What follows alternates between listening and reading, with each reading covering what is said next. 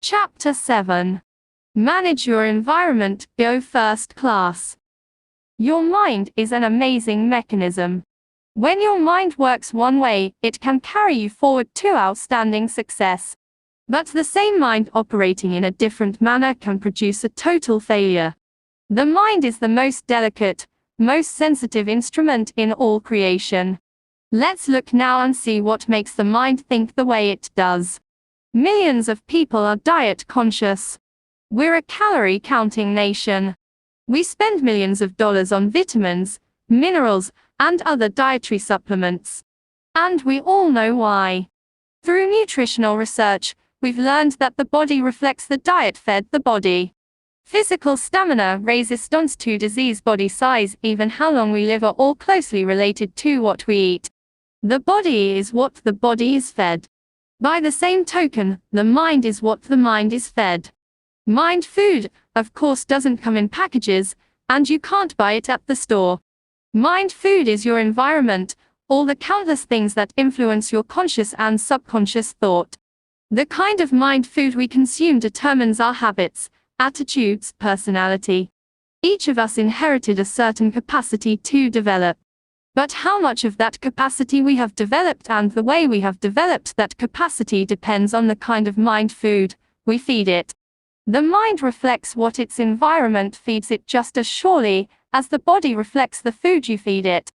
Have you ever thought what kind of person you would be had you been reared in a different country?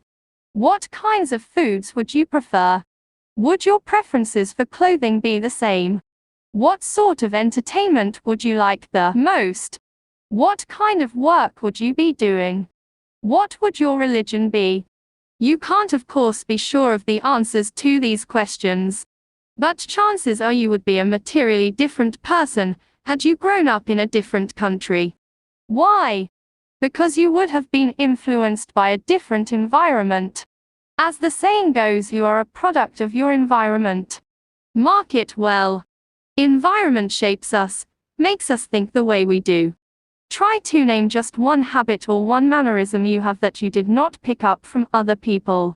Relatively minor things like the way we walk, cough, hold a cup, our preferences for music, literature, entertainment, clothing all stem in very large part from environment. More important, the size of your thinking, your goals, your attitudes, your very personality is formed by your environment. Prolonged association with negative people makes us think negatively. Close contact with petty individuals develops petty habits in us. On the bright side, companionship with people with big ideas raises the level of our thinking. Close contact with ambitious people gives us ambition. Experts agree that the person you are today, your personality, ambitions, present status in life, are largely the result of your psychological environment. And experts agree also that the person you will be 1, 5, 10, 20 years from now depends almost entirely on your future environment. You will change over the months and years. This we know. But how you will change depends on your future environment, the mind food you feed yourself. Let's look now at what we can do to make our future environment pay off in satisfaction and prosperity. Recondition yourself for success. The number one obstacle on the road to high-level success is the feeling that major accomplishment is beyond reach. This attitude stems from many suppressive forces that direct our thinking toward mediocre levels. To understand these suppressive forces, let's go back to the time we were children. As children, all of us set high goals. At a surprisingly young age, we made plans to conquer the unknown, to be leaders, to attain positions of high importance, to do exciting and stimulating things, to become wealthy and famous, in short, to be first, biggest, and best. And in our blessed ignorance, we saw our way clear to accomplish these goals. But what happened? Long before we reached the age when we could begin to work toward our great objectives, a multitude of suppressive influences went to work. From all sides we heard it's foolish to be a dreamer, and that our ideas were impractical, stupid, naive, or foolish, that you have got to have money to go places, that luck determines who gets ahead, or you've got to have important friends, or you're too old or too young. As a result of being bombarded with the you can't get minus ahead, so don't bother to try propaganda, most people you know can be classified into 3 groups. First group, those who surrendered completely. The majority of people are convinced deep down inside that they haven't got what it takes, that real success, real accomplishment, is for others who are lucky or fortunate in some special respect. You can easily spot these people because they go to great lengths to rationalize their status and explain how happy they really are. A very intelligent man aged 32 who has dead-ended himself in a safe, but mediocre position recently spent hours telling me why he was so satisfied with his job. He did a good job of rationalizing, but he was only kidding himself and he knew it. What he really wanted was to work in a challenging situation, where he could grow and develop. But that multitude of suppressive influences had convinced him that he was inadequate for big things. This group is in reality just the other extreme of the discontented job switcher searching for opportunity. Rationalizing yourself into a rut, which incidentally has been described as a grave with both ends open, can be as bad as wandering aimlessly hoping opportunity will somehow, someday hit you in the face. Second group: those who surrendered partially. A second but much smaller group enters adult life with considerable hope for success. These people prepare themselves. They work. They plan. But after a decade or so, resistance begins to build up. Competition for top-level jobs looks rugged. This group then decides that greater success is not worth the effort. They rationalize: we're earning more than the average, and we live better than the average. Why should we knock ourselves out? Actually, this group has developed a set of fears: fear of failure, fear of social disapproval, fear of insecurity, fear of losing what they already have. These people aren't satisfied because deep down they know they have surrendered. This group includes many talented, intelligent people who elect to crawl through life because they are afraid to stand up and run. Third group: those who never surrender. This group may be 2 or 3% of the total, doesn't let pessimism dictate, doesn't believe in surrendering to suppressive forces, doesn't believe in crawling. Instead, these people live and breathe success. This group is the happiest because it accomplishes the most. These people become top salesmen, top executives, top leaders in their respective fields. These people find life stimulating, rewarding, worthwhile. These people look forward to each new day, each new encounter with other people as adventures to be lived fully. Let's be honest. All of us would like to be in the third group, the one that finds greater success each year, the one that does things and gets results. To get and stay in this group, however, we must fight off the suppressive influences of our environment. To understand how persons in the first and second groups will unwittingly try to hold you back, study this example. Suppose you tell several of your average friends, with the greatest sincerity, someday I'm going to be vice president of this company. What will happen? Your friends will probably think you are joking. And if they should believe you mean it, chances are they will say, you poor guy, you sure have a lot to learn. Behind your back they may even question whether you have all your marbles. Now, assume you repeat the same statement with equal sincerity to the president of your company. How will he react? One thing is certain: he will not laugh. He will look at you intently and ask himself, does this fellow really mean this? But he will not, we repeat, laugh. Because big men do not laugh at big ideas. Or suppose you tell some average people you plan to own an expensive home, and they may laugh at you because they think it's impossible. But tell your plan to a person already living in an expensive home and he won't be surprised. He knows it isn't impossible, because he's already done it. Remember, people who tell you it cannot be done almost always are unsuccessful people, are strictly average or mediocre, at best in terms of accomplishment. The opinions of these people can be poison. Develop a defense against people who want to convince you that you can't do it. Accept negative advice only as a challenge to prove that you can do it. Be extra cautious about this. Don't let negative thinking people negators destroy your plan to think yourself to success. Negators are everywhere and they seem to delight in sabotaging the positive progress of others. During college I buddied for a couple of semesters with WW. He was a fine friend, the kind of fellow who would loan you a little money when you were short, or help you in many little ways. Despite this fine loyalty, WW was just about 100% sour and bitter toward life, the future opportunity. He was a real negator.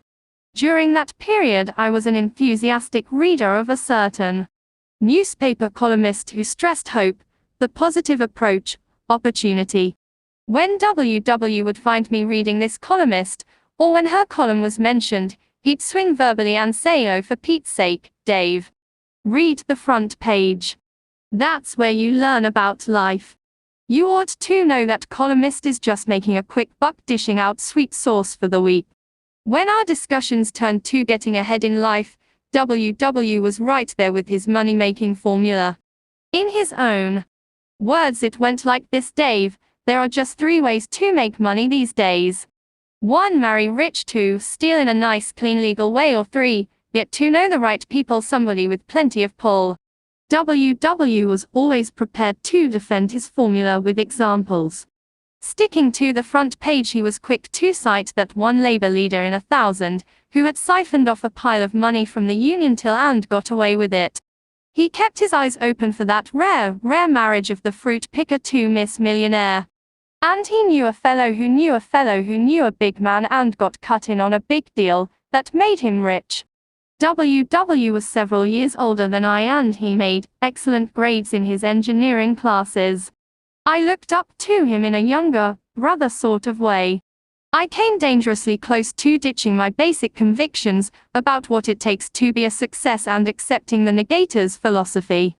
Fortunately, one evening after a long discussion with WW, I grabbed hold of myself. It dawned on me that I was listening to the voice of failure. It seemed to me WW was talking more to convince himself than he was to convert me to his way of thinking. From then on, I regarded WW as an object lesson, a sort of experimental guinea pig. Rather than by what he said, I studied him, trying to figure out why he thought the way he did and where such thinking would take him. I turned my negator friend into a personal experiment. I haven't seen WW in 11 years. But a mutual friend saw him just a few months ago. WW is working as a low-paid draftsman in Washington. I asked my friend whether WW has changed. No, except if anything he's more negative than when we knew him. He's having a tough go of it. He has 4 children, and on his income it's rough. Old WW has the brains to be making 5 times what he is if he just knew how to use those brains. Negators are everywhere. Some negators, like the one who almost tripped me, are well-meaning folks. But others are jealous people who, not moving ahead themselves, want you to stumble too. They feel inadequate themselves, so they want to make a mediocre person out of you. Be extra careful. Study negators. Don't let them destroy your plans for success. A young office worker recently explained to me why he had changed carpools. One fellow, he said, talked about nothing trip in and trip out except what an awful company we worked for. Regardless of what management did, he found fault. He was negative about everyone from his supervisor on up. The products we sold were no good. Every policy had something wrong with it. As he saw it, absolutely everything had something wrong with it. Each morning I arrived at work tense and wound up tight. And each night, after hearing him preach and rant for 40-5 minutes about all the things that went wrong that day, I got home discouraged and depressed. Finally, I got sense enough to get in another carpool. It's made a world of difference, for now I'm with a group of fellows who can see 2 sides to a question. That young fellow changed his environment. Smart, wasn't he? Make no mistake about it. You are judged by the company you keep. Birds of a feather do flock together. Fellow workers are not all alike. Some are negative, others positive. Some work because they have to, others are ambitious and work for advancement. Some associates belittle everything the boss says or does, others are much more objective and realize they must be good followers before they can be good leaders. How we think is directly affected by the group we're in. Be sure you're in the flock that thinks right. There are pitfalls to watch in your work environment. In every group there are persons who, secretly aware of their own inadequacies, want to stand in your way and prevent you from making progress. Many ambitious fellows have been laughed at, even threatened, because they try to be more efficient and produce more. Let's face it. Some folks, being jealous, want to make you feel embarrassed because you want to move upward. This often happens in factories, where fellow workers sometimes resent the fellow who wants to speed up production. It happens in the military service when a clique of negative-minded individuals poke fun at and try to humiliate the young soldier who wants to go to officers' school. It happens in business too, when a few individuals not qualified to advance try to block the way for someone else. You've seen it happen time and again in high schools when a group of chumps deride a classmate who has the good sense to make the most of his educational opportunities and come out with high grades. Sometimes, and all too sadly often, the bright student is jeered at until he reaches the conclusion that it isn't smart to be intelligent. Ignore such negative thinkers in your midst. For often the remarks made in your direction aren't so personal as you might at first think.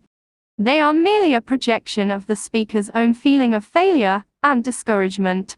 Don't let negative thinkers pull you down to their level. Let them slide by like the water from the proverbial duck's back. Cling to people who think progressively. Move upward with them. You can do it, simply by thinking right. A special word of caution: be careful about your source of advice. In most organizations you will encounter freelance advisors who know the ropes and are tremendously eager to clue you in. One time I overheard a freelance advisor explaining the facts of office life to a bright young man just starting in. Said the advisor, "The best way to get along here is just stay out of everybody's way. If they ever get to know you, all they'll do is pile more work on you. Be especially careful to stay away from Mr. Z, the department manager. If he thinks you haven't got enough to do, he'll really load you down." This freelance advisor had been with the company for almost 30 years, and was still bottom man on the totem pole. What a consultant for a young fellow who wants to move upward in the business. Make it a rule to seek advice from people who know. There's a lot of incorrect thinking that successful people are inaccessible. The plain truth is that they are not. As a rule, it's the more successful people who are the most humble and ready to help. Since they are sincerely interested in their work and success, they are eager to see that the work lives on and that somebody capable succeeds them when they retire. It's the would-be big people who are most often the most abrupt and hard to get to know. An executive made this clear: "I'm a busy woman, but there's no do not disturb sign on my office door." Counseling people is one of my key functions. We give standardized training of one kind or another to everybody in the company.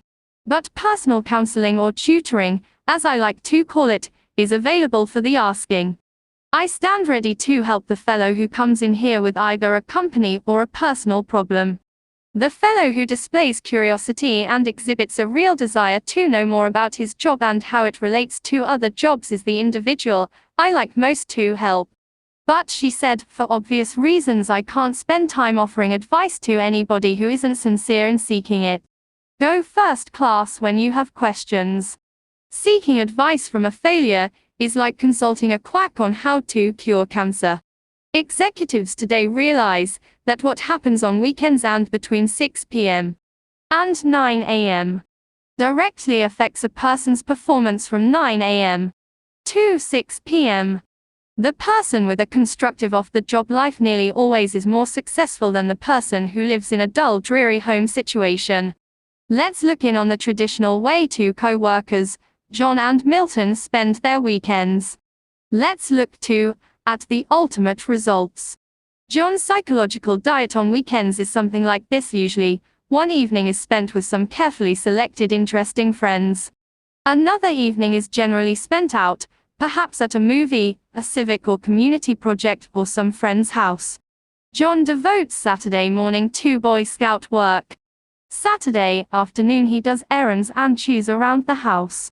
Often he works on some special project. Currently it's building a patio in the backyard. On Sundays, John and his family do something special. One Sunday recently they climbed a mountain, another Sunday they visited a museum. Occasionally they drive into the nearby countryside, for John wants to buy some country property in the not-too-distant future. Sunday evening is spent quietly. John usually reads a book and catches up on the news. Wrapped up, John's weekends are planned. His many refreshing activities keep boredom locked out. John gets plenty of psychological sunshine. Milton's psychological diet is much less well-balanced than John's. His weekends are unplanned.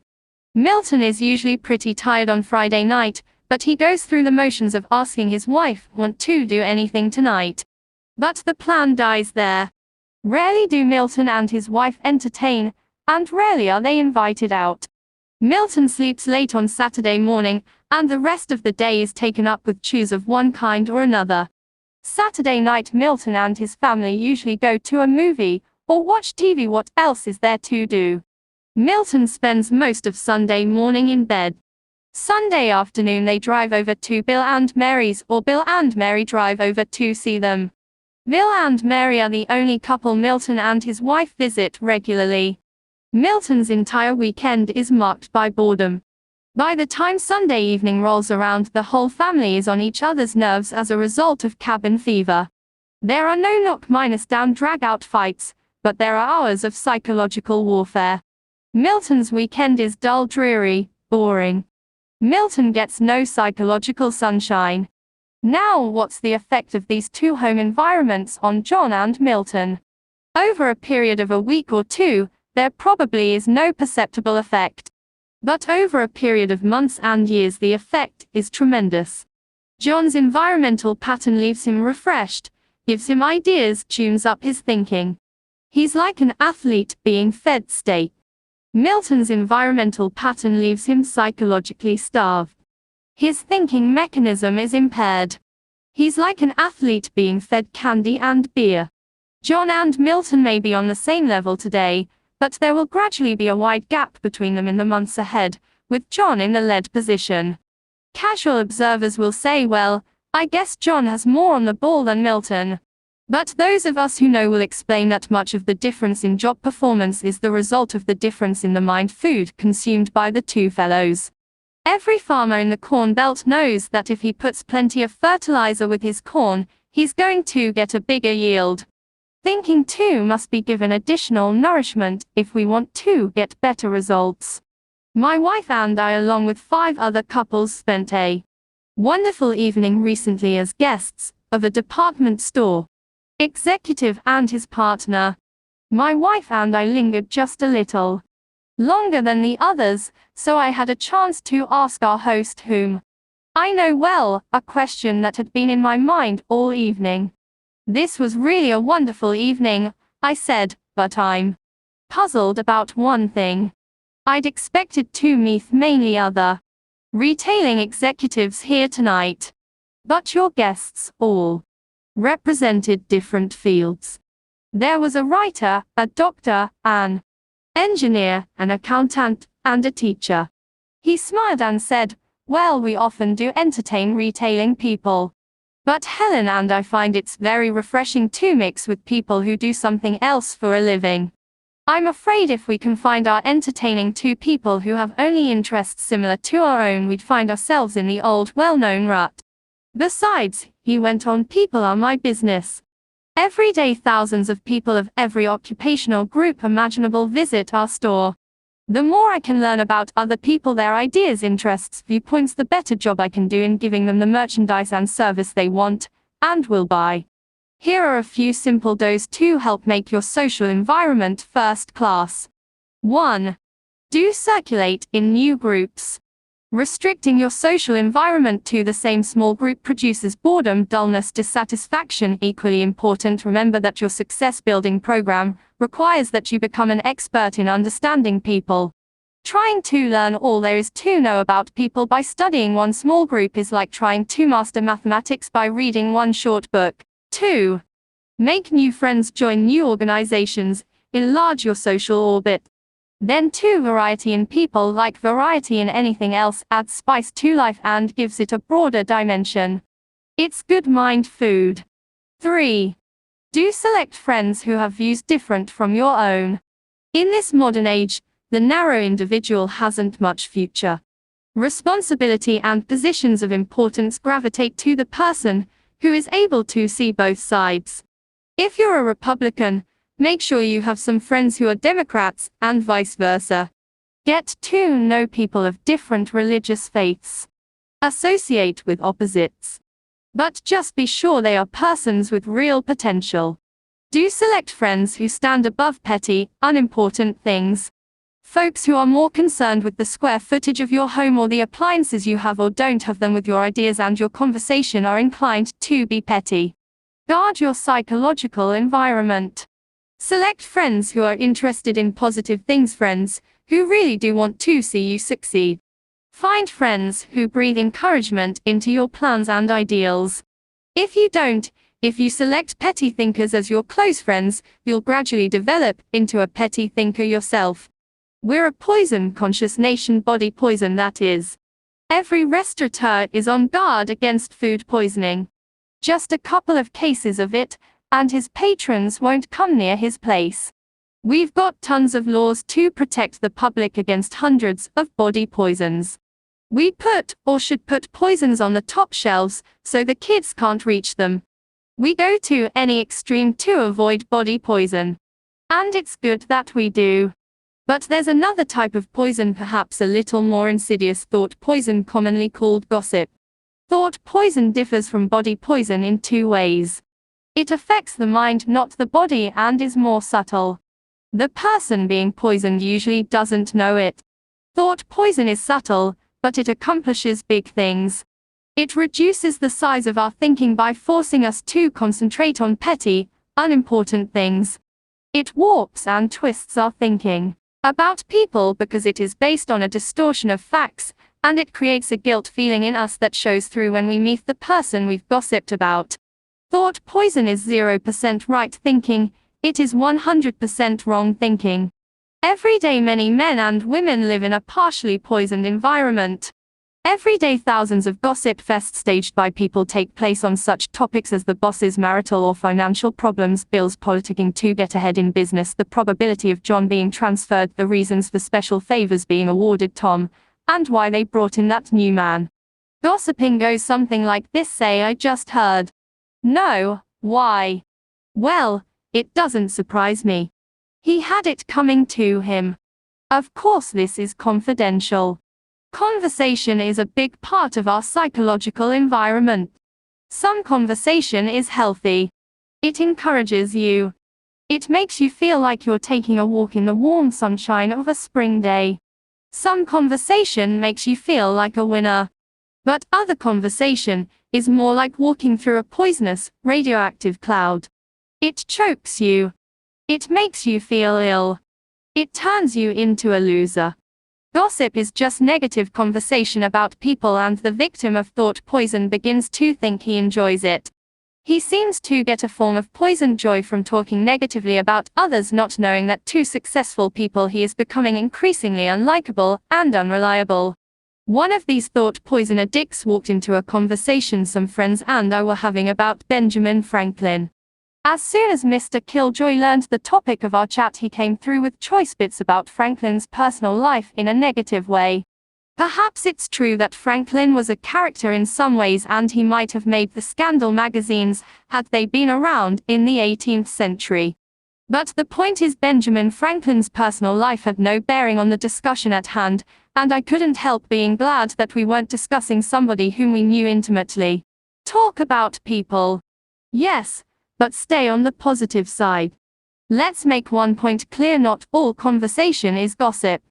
Pub sessions, shop talk, and just chewing the fat are necessary at times. They serve a good purpose when they are constructive. You can test your proneness to be a gossiper by taking this test. 1. Do I spread rumors about other people? 2.